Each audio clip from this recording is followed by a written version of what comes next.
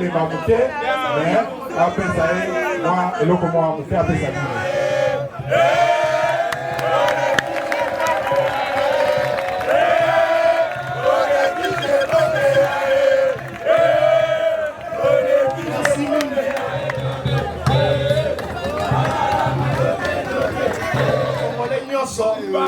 Merci pour la présence de Bino la journée à l'élo.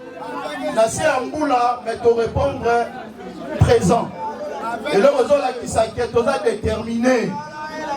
L'arrestation, on va dire que ça là, l'enlèvement, on va dire que ça là, quand le col qui va reprendre sa biso, que le peuple va pas sa peuple était. Peuple nde mutabangisa balobi ke peuple a commis lokola poison oyo expira soki poison expire so bapesi omeka esoko omekango meka batala osoko okufa te biso nde tozali peuple biso nde tozali na cadre ya résistance biso nde mutu tokotia bango mulungi eti ntango bakokende tobanga eloko moko te. Le chef, le commandant du peuple, le président élu Martin Fayoulou, et si à lobby a joué engagement, Yemoko a posé la liboso na mikolo ekoya.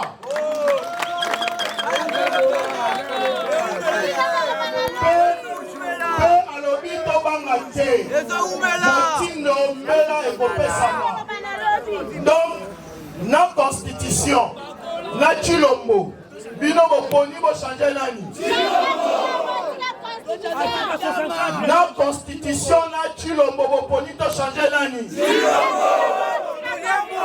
Donc to bala point.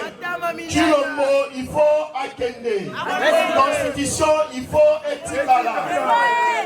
Banzala ezali eske ye apesi biso bilei. Apesi biso misala. Abongisi banzela. Constitution est saluée Nini. Donc la constitution na Chilombo, Moutou fois que des alliés. Merci Mingi.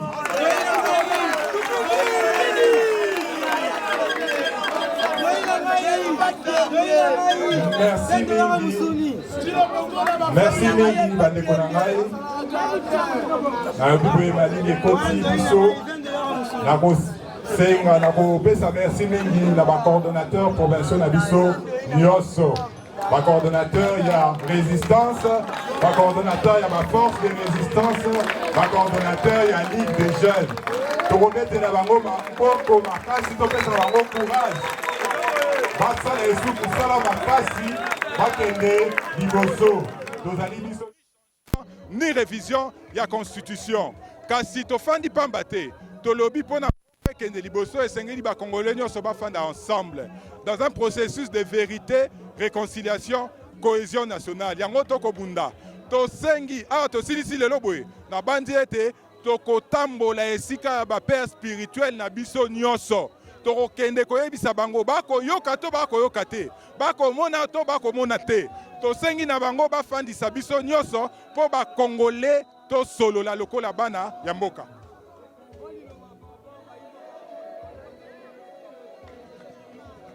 Pardon? Il faut qu'on soit prêt. Il faut qu'on soit prêt pour na mboka na bino. Il faut qu'on soit prêt pour na sacrifice suprême. Ce que sengeli que to sale la sacrifice suprême. Kasi pour na lobby na bosomi. Pour na lobby, macha mumenu nanga ya Walikale, macha mumenu nanga ya Kishishe, ya Kiwanja, ya Rumangabo, ya ba localité wana nyonso Masisi centre, o ba commune Pasi, ba zongela Kimia. Donc soyons prêts tokobunda pour mboka na biso eleki nyonso. Merci. Bonjour un des journalistes.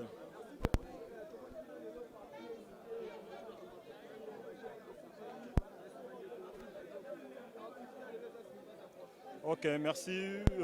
Activité à l'élo ezalaki à secrétariat national à la jeunesse ou à bengisaki ba jeune union au tozali conscient pour que tout défendre un beau cannabis. Ko défendre un beau cannabis ezali que akoloba o ezali ba valeur. O ezali anti-valeur nde tozoboya. Parmi ba valeur binomoro bomoni et tout le ya ba jeune o ba présent bazalaki awa présent ba même pas le meilleur mais ba yena se ambula ndenge to vota qui le commandant du peuple président Martin Fayoulou. Fayulu ndenge pe ba jeune to répondre en activité à lelo parce que go elingi kozala go pass elingi ebanda nde tozali awa na présence pour na ko répondre en activité à lelo. Voilà.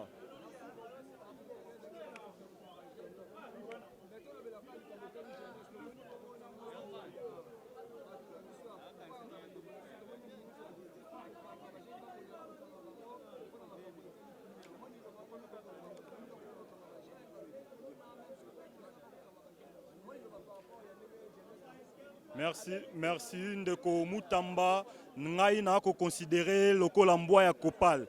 Mutamba na bengi lisusu mbwa ya Kopal.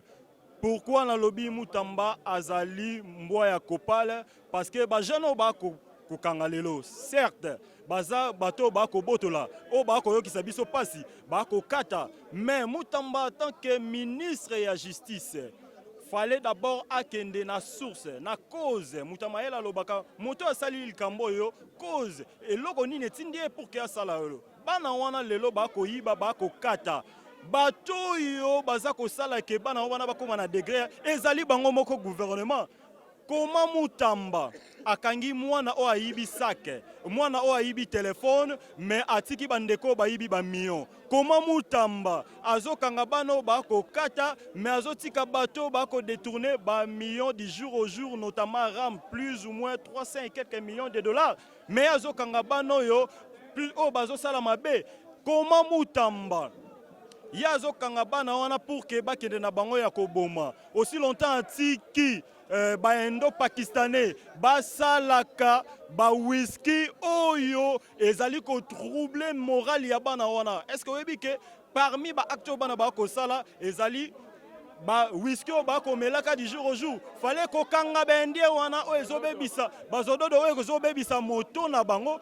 Fala bandana na bendien, fala bandana na ba ministre ba ko détourner mbongo à l'état du jour au jour. Donc pour ngai Mutamba azam ministre ya TikTok, ministre oyo ya pole ya matu vu akosala makambu pour que bato ba mona lobby alobaki ete na bimisi bato parce que prison est tondi. Lelo yemoko a changé, bato bazonga na prison parce que bazako koiba. Donc c'est un peu ça Mutamba. Bonjour mon frère. Activité à lelo ezali pona koboya changement ya constitution oyo ndeko Chilombo alingi ya sala. Constitution ba ko changer yango te pona nini? C'est pas la constitution oyo ezopekisa Chilombo atonga nzela, Chilombo apesa batu misala, Chilombo afuta ba lakisi malamu. Chilombo a arrêté hémorragie, ya corruption, ya détournement, ya ba membre na ya gouvernement bazo sala butu moi. Yango biso bana Martin Fayulu, jeunesse ya Kinshasa to telemi lelo, to tia barrière sur oyo Chilombo alinga sala lokola constitution. Donc na mikolo koya biso to kozala na nzela pona ko boya likambo wana. Merci. Merci monsieur le journaliste. Premièrement, nous félicitons la jeunesse de les idées Kinshasa. Vous-même, vous avez vu sous la pluie, mais la jeunesse a manifesté la volonté. La jeunesse était là, nombreux. Et vous avez vu comment l'activité a été passée sous la pluie. Mais cela a été passé bien. Et nous sommes venus ici pour dire non à l'initiative de la révision ou changement de la Constitution que le pouvoir veut initier. Puisque jusque-là, la population congolaise est en train de souffrir. Il n'y a pas de boulot pour les jeunes. Et vous attendez aussi des arrestations de jeunes inutilement. Maintenant, il faut poser d'abord la question, au lieu d'aller tuer des jeunes, il faut poser la question pourquoi ces jeunes ici sont en train de faire tout ce qu'ils sont en train de faire. Et vous ne pouvez pas aller plutôt condamner des jeunes parce qu'ils sont des Koulouna. Mais il faut poser d'abord des questions. Pourquoi ces jeunes ici, il est devenu Koulouna? On n'encourage pas ça. Ce sont des faux pratiques. Mais aussi, ceux qui sont au pouvoir, ils vont nous mettre dans de bonnes conditions. Et c'est pour cela que nous sommes venus présenter à l'invitation qui a été donnée par notre président numéro 1 de la Ligue des jeunes de l'ECD, Yves Badjogo, et divine Lala, nous avions écouté tout ce que le président Yves Badjogo a dit. Maintenant, nous disons ceci à la population congolaise, que cette population-là soit prête. À bientôt, nous serons là sur la rue et nous allons appliquer l'article 64. Voilà le message que nous donnons à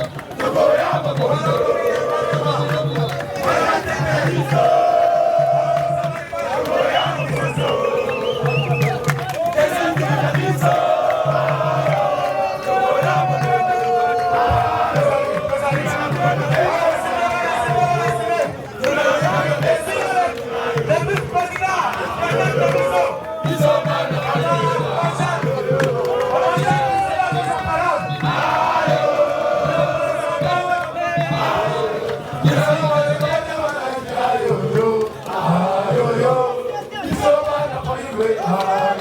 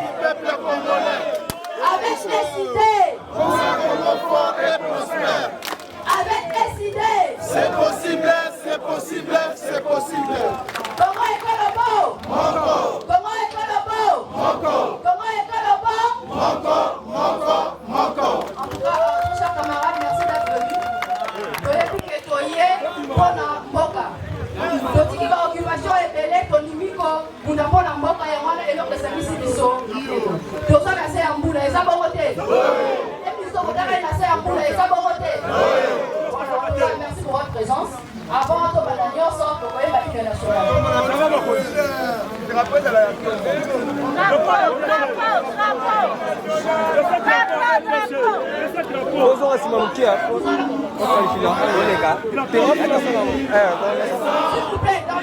avec l'or.